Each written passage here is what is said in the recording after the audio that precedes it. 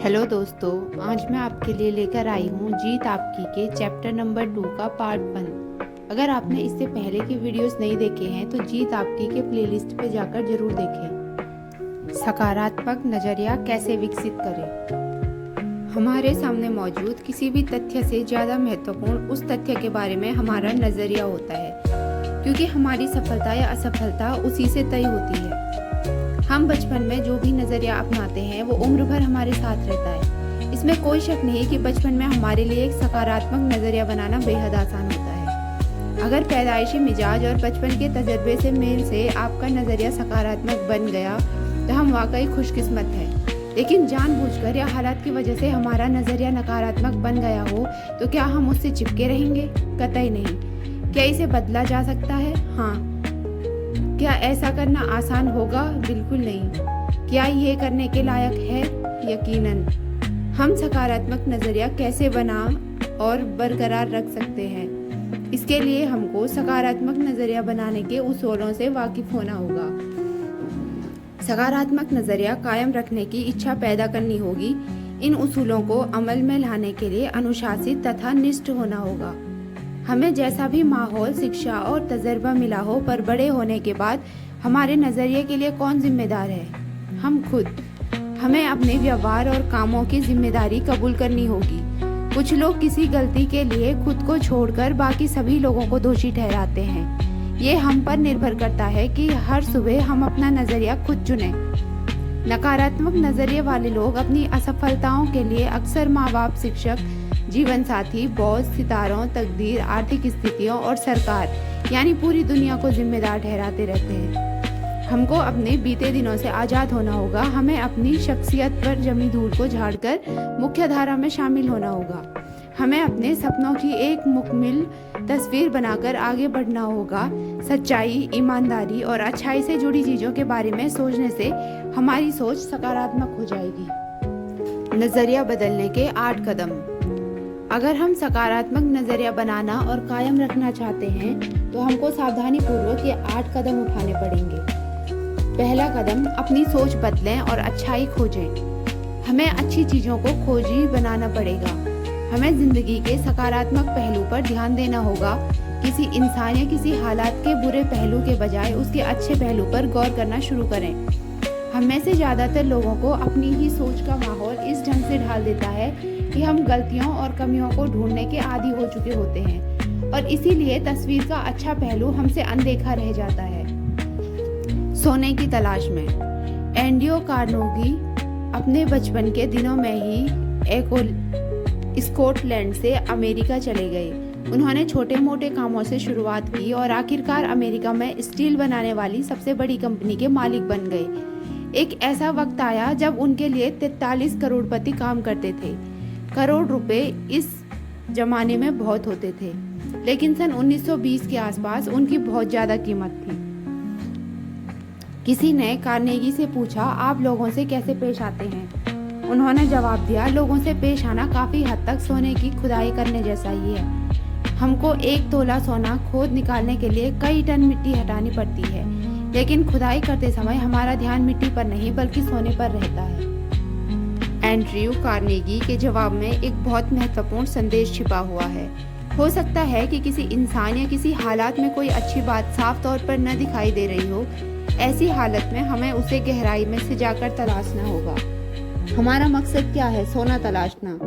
अगर हम किसी इंसान या किसी चीज़ में कमियां ढूंढेंगे तो हमें ढेरों कमियां दिखाई देंगी, लेकिन हमें किस चीज़ की तलाश है? सोने की या मिट्टी की? कमियां ढूंढने वाले तो स्वर्ग में भी कमियां निकाल देंगे। अधिकतर लोगों को वही मिलता है जिसकी उन्हें तलाश होती है। कुछ लोग हमेशा नकारात्मक पहलू को देखते हैं। नकारात्मक नज़रिए वाले लोग हमेशा नुस्ख निकालते हैं। कुछ लोग हर चीज़ में नुस्ख निकालते हैं। कोई काम भले ही बहुत अच्छी तरह किया गया हो, पर उन्हें इससे कोई फर्क नहीं पड़ता। ऐसे लोगों ने नुस्ख निकालने को ही अपना पेशा बना लिया है। वे पेशेवर आलोचक हैं। वे इस तरह नुक्ताचीनी करते हैं जैसे कि उन्हें इसके लिए किसी प्रतियोगिता में इनाम मिलने वाला हो। वो हर एक इंसान और हर एक हालात में कोई ना कोई नुस्ख ढूंढ ही निकालेंगे। हमें ऐसे लोगों हर दफ्तर और हर परिवार में मिल जाएंगे। वे चारों ओर कमियां ढूंढते और ये बताते फिरते हैं कि चीज़ें कितनी बुरी है।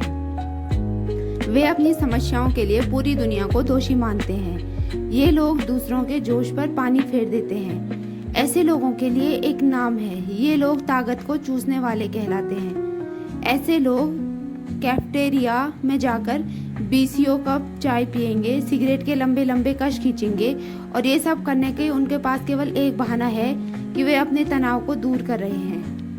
हकीकत ये है कि ऐसा करके वे खुद के लिए और दूसरों के लिए तनाव बढ़ा देते हैं। वे प्लेग की बीमारी की तरह हर मायूसी का पैगाम फैलाते हैं और ऐसा माहौल पैदा करते हैं जिसके नतीजे बुरे या गलत हों। रॉबर्ट फुल्टन ने स्टीम बोट का आविष्कार किया। हडसन नदी के किनारे उन्होंने उसका प्रदर्शन किया। उसे देखने के लिए जमा हुई भीड़ में कुछ निराशावादी और कुछ शक्की मिजाज के लोग भी शामिल थे। उन लोगों ने मजाकिया लहजे में बोला कि वो बोट कभी चालू ही नहीं होगी। जब बोट चालू होकर नदी में आगे बढ़ने लगी तो जिन लोगों ने कहा था कि कभी चालू ही नहीं होगी, वो लोग फौरन चिल्लाने लगे कि बोट अब कभी नहीं रुकेगी। ये भी क्या नजरिया है।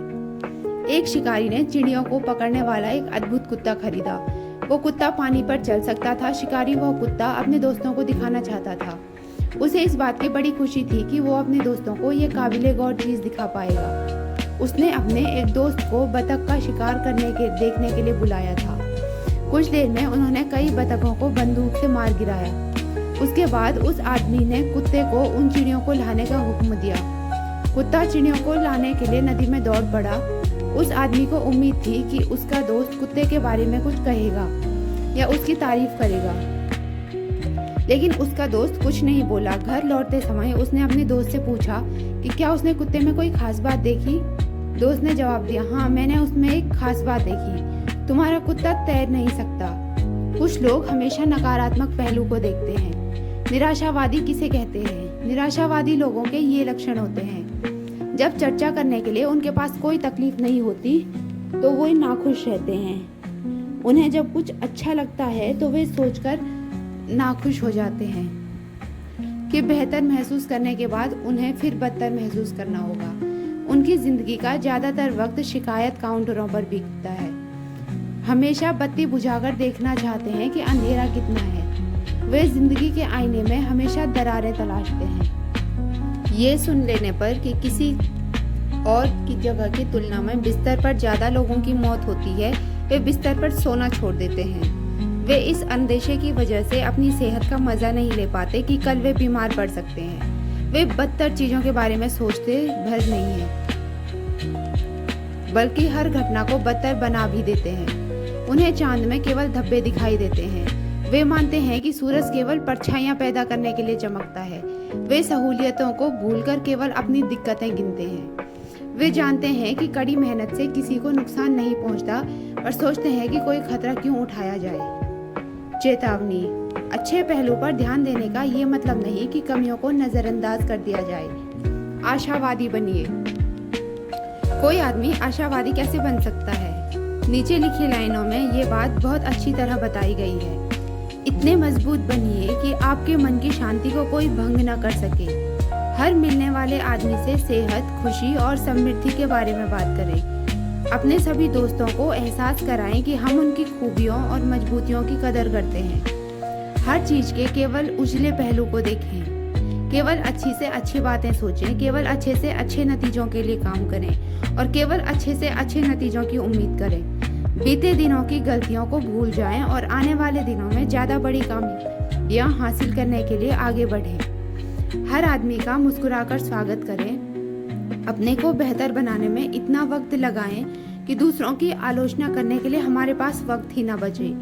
इतने बड़े बने कि चिंता को छू न सकने और इतने अच्छे बने कि गुस्सा आए ही नहीं। दूसरा कदम: हर काम को फौरन करने की आदत डालें।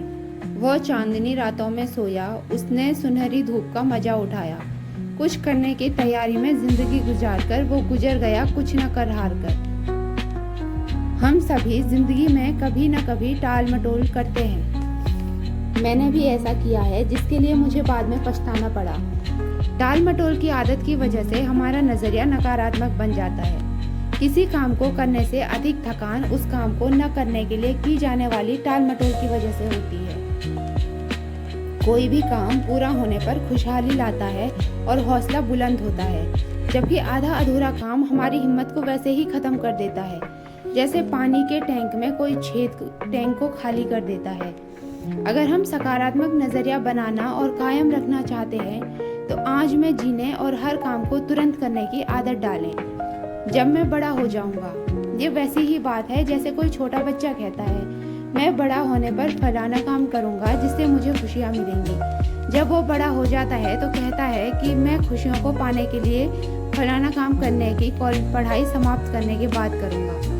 जब वो कॉलेज की पढ़ाई समाप्त कर लेता है तो कहता है कि उसे खुशियाँ पहली नौकरी हासिल करने पर मिलेगी।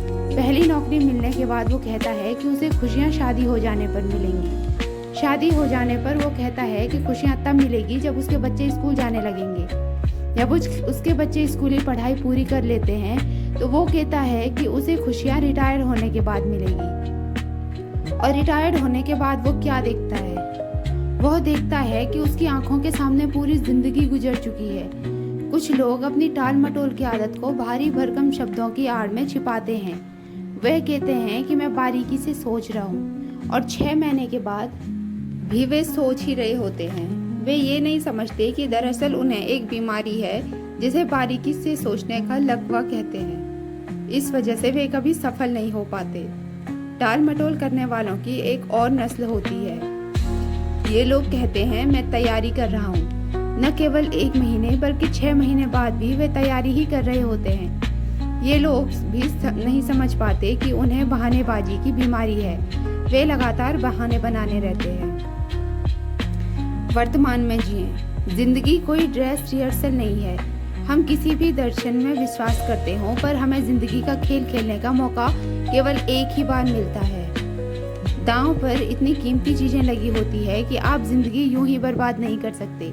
दांव पर आने वाली पीढ़ियों का भविष्य लगा होता है। हम कहाँ हैं और किस दौर में है? जवाब है कि इसी दौर में है और यही है। इसलिए हम आज को बेहतर बनाएं और इसका भरपूर आनंद लें। इसका ये मतलब नहीं कि हमें भविष्य के लिए कोई योजना नहीं बनानी चाहिए, बल्कि पैगाम ये है कि हमें आगे की योजना बनाने की ज़रूरत ही है ही।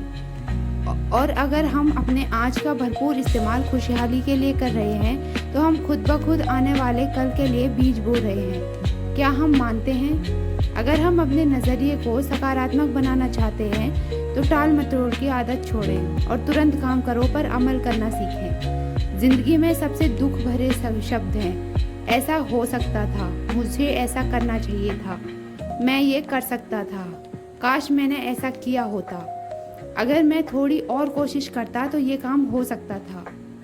जो काम आप आज कर सकते हैं उसे कभी कल पे न डालें। दोस्तों, उम्मीद है आपको ये वीडियो अच्छा लगा होगा। जीत आपकी के आगे के वीडियोस देखने के लिए चैनल को सब्सक्राइब करें।